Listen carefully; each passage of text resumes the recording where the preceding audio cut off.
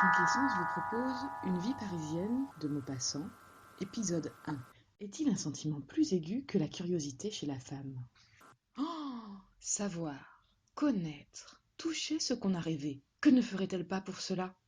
Une femme, quand sa curiosité impatiente est en éveil, commettra toutes les folies, toutes les imprudences, aura toutes les audaces, ne reculera devant rien. Je parle des femmes vraiment femmes, douées de cet esprit à triple fond qui semble, à la surface, raisonnable et froid, mais dont les trois compartiments secrets sont remplis. L'un, d'inquiétude féminine toujours agitée, l'autre, de ruse colorée en bonne foi, de cette ruse de dévot, sophistique et redoutable.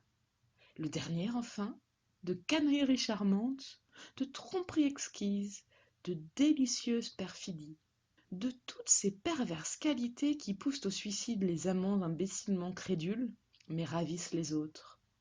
Celle dont je veux dire l'aventure était une petite provinciale, platement honnête jusque-là. Sa vie, calme en apparence, s'écoulait dans son ménage, entre un mari très occupé et deux enfants qu'elle élevait en femme irréprochable.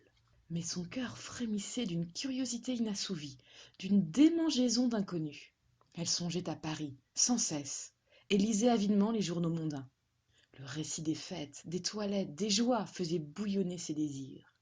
Mais elle était surtout mystérieusement troublée par les échos pleins de sous-entendus, par les voiles à demi soulevées en des phrases habiles et qui laissent entrevoir des horizons de jouissances coupables et ravageantes. De là-bas, elle apercevait Paris dans une apothéose de luxe magnifique et corrompu.